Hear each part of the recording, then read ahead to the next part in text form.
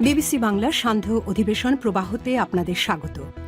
আজ আপনাদের সাথে লন্ডন স্টুডিও থেকে আছি মানসী বড়ুয়া। বাংলাদেশের সর্বশেষ গুরুত্বপূর্ণ আপডেট সংবাদে আপনাকে স্বাগত। শুরুতেই সংবাদ শিরোনাম, পরে বিস্তারিত।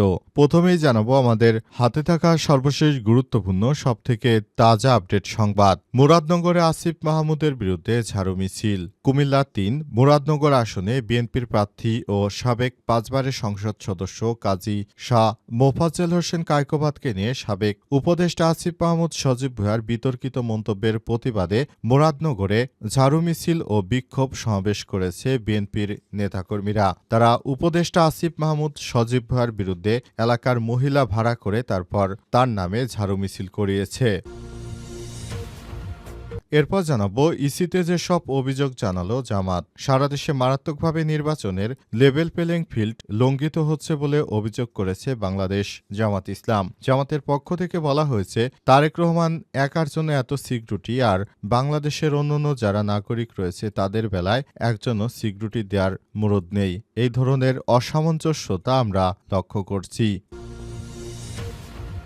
এদিকে নির্বাচনে উচ্চ পর্যায়ের পর্যবেক্ষক দল পাঠাবে ইইউ। ইউরোপীয় ইউনিয়ন বাংলাদেশের সঙ্গে সম্পর্ককে সর্বোচ্চ অগ্রাধিকার দিচ্ছে বলে জানিয়েছে ইউরোপীয় external action services UAS Asia Pacific অঞ্চলের ভারপ্রাপ্ত ব্যবস্থাপনা পরিচালক পাওলা পাম্পোলোনি। তিনি আজ রাষ্ট্র অতিথি ভবন যমুনায় প্রধান উপদেষ্টা অধ্যাপক ড ইউনূসের সঙ্গে সাক্ষাৎকালে এমন মন্তব্য করেন।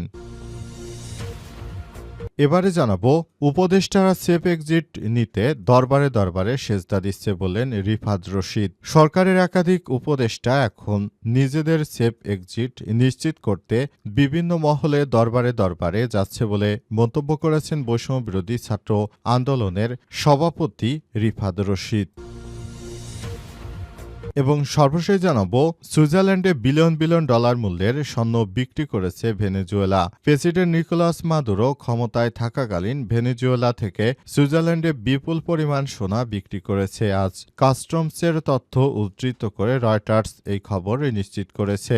2016 সাল পর্যন্ত প্রায় 4.1 বিলিয়ন সুইস ফ্রাঙ্ক বা 5.20 বিলিয়ন ডলার মূল্যের সোনা সুইজারল্যান্ডে গেছে। এর পরিমাণ অন্তত 113 মেট্রিক টন। এই বিপুল পরিমাণ স্বর্ণ বিক্রি করে মাদুরো এই সব অর্থ নিজে এবং তার প্রশাসনের পেছনে খরচ করেছে। দেশের সাধারণ নাগরিকদের জন্য তার বরাদ্দ ছিল শূন্যের কাছাকাছি, যেটা বড় ধরনের অন্যায় করেছেন তিনি। প্রিয় দর্শক, এতক্ষণ শুনছিলেন সংবাদ শিরোনাম, এবারে বিস্তারিত। তবে তার আগে বন্ধুরা অনুরোধ থাকবে এই সংবাদটিতে একটি লাইক দিন। এই চ্যানেলে আপনি নতুন হয়ে থাকলে আমাদের সংবাদটি দেখতে দেখতে চ্যানেলটি সাবস্ক্রাইব করে রাখুন। কমেন্ট করে বন্ধুরা আপনার মূল্যবান মতামত জানিয়ে দিন আপনি বিশ্বের কোন দেশ থেকে বা বাংলাদেশের কোন স্থান থেকে আমাদের সংবাদটি দেখছেন এবং শুনছেন। আর বন্ধুরা, সংবাদটি আপনার সোশ্যাল মিডিয়া ফেসবুকে শেয়ার করে বন্ধুদেরও দেখার সুযোগ করে দিন। গাজা যুদ্ধে আপনি যদি নিরীহ ফিলিস্তিনিদের ভালোবেসে থাকেন, কমেন্টে ইয়েস লিখে বিশ্ববাসীকে জানিয়ে দিন। এবারে বিস্তারিত। মুরাদনগরে আসিফ মাহমুদের বিরুদ্ধে ঝাড়ু মিছিল। কুমিল্লা ৩ মুরাদনগর আসনে বিএনপির প্রার্থী সাবেক 5 বারের সংসদ সদস্য কাজী শাহ মোফাজ্জল হোসেন কায়কোবাদকে নিয়ে সাবেক উপদেষ্টা আসিফ মাহমুদ সজীব ভুঁইয়া তিনি নাকি বিতর্কিত মন্তব্য করেছে। এমন মন্তব্যের জেরে বিএনপির ওই নেতা লোকজন ভাড়া করে তারপর মশাল ঝাড়ু মিছিল করেছে উপদেষ্টা আসিফ মাহমুদ সজীব ভুঁইয়ার বিরুদ্ধে। কিন্তু দেখা গেল যে শেষ পর্যন্ত উপদেষ্টা আসিফ মাহমুদ সজীব ভুঁইয়ার কথা বলতেই পারেন, কারণ তিনি শেখ হাসিনা পতনের আন্দোলনে সবথেকে তার বড় ভূমিকা রয়েছে। তিনি শেখ হাসিনার যখন পতন হয়ে গেল তখন কিন্তু উপদেষ্টা আসিফ মাহমুদ সজীব ভুঁইয়া তিনি সারা দেশের প্রতিটি মানুষকে ডেকেছিলেন এবং তিনি এক দফার ঘোষণা দিয়েছিলেন ফেসবুকে এসে। তখন কিন্তু আর এই বিএনপির মোফাজ্জেল টুফাজ্জেল এদেরকে পাওয়া যায়নি।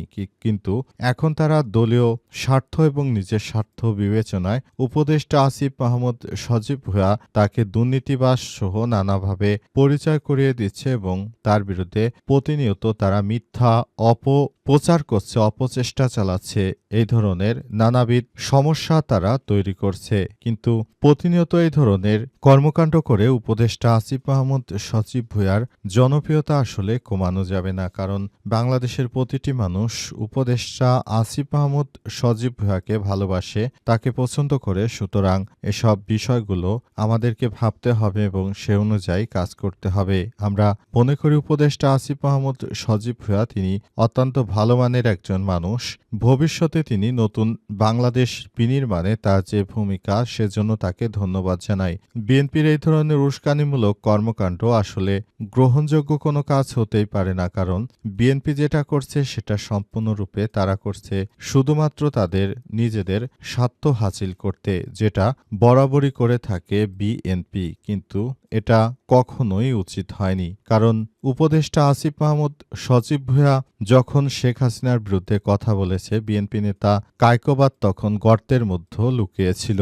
এখন সেই গর্ত থেকে বেরিয়ে আসতে পেরেছে এই উপদেষ্টা আসিফ মাহমুদ সজীব ভুঁইয়া। তাদের মতো নেতৃত্বের কারণে এখন তাদেরকেই অবহেলা করছে বিএনপি এবং তাদের বিরুদ্ধে নানা রকম কিৎসা কাহিনী রটাচ্ছে। ইসিতে যেসব অভিযোগ জানালো জামাত ইসলাম, সারা দেশে মারাত্মকভাবে নির্বাচনে লেভেল প্লেইং ফিল্ড লঙ্ঘিত হচ্ছে বলে নির্বাচন কমিশন ইসিতে অভিযোগ করেছে। জামাত ইসলামে নায়েবে আমির ডক্টর সৈয়দ আবদুল্লাহ মোহাম্মদ তাহের কাউকে অতিরিক্ত নিরাপত্তা দেওয়া হচ্ছে এবং কাউকে নিরাপত্তা দেওয়া হচ্ছে না বলেও অভিযোগ করেছেন তিনি।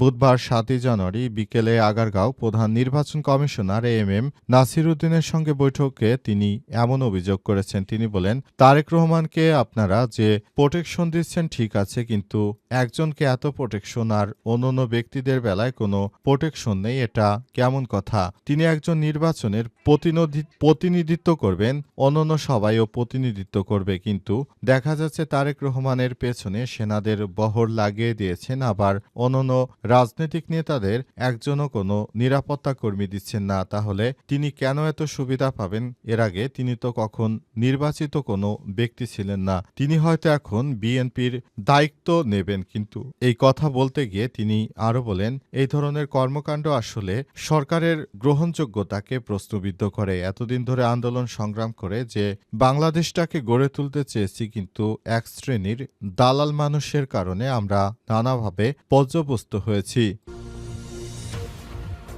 নির্বাচনে উচ্চ পর্যায়ের পর্যবেক্ষক দল পাঠাবে ইইউ। ইউরোপীয় ইউনিয়ন বাংলাদেশের সঙ্গে সম্পর্ককে আরও সর্বোচ্চ অগ্রাধিকার দেয়। আগামী জাতীয় সংসদ নির্বাচন উপলক্ষে ইউরোপীয় ইউনিয়ন বা ইইউ তাদের সর্বোচ্চ সংখ্যক পর্যবেক্ষক বাংলাদেশে পাঠানোর সিদ্ধান্ত গ্রহণ করেছে। তারা জানিয়েছে, বাংলাদেশটাকে তারা চায় যেন আরও ভালো অবস্থানের দিকে বাংলাদেশ যেতে পারে। সেজন্য তারা বাংলাদেশের অগ্রিম ভবিষ্যৎ কামনা করে আগামী জাতীয় সংসদ নির্বাচন গ্রহণযোগ্য করতে এবং নির্বাচনটাকে সুষ্ঠু সুন্দরভাবে পরিচালনা করার জন্য তারা কাজ করবে। সেজন্য ইউরোপীয় ইউনিয়ন থেকে সর্বোচ্চ সংখ্যক নিরপেক্ষ নির্বাচনী পর্যবেক্ষক পাঠানো হবে বলে জানিয়েছেন প্রফেসর ডক্টর মোহাম্মদ ইউনুস।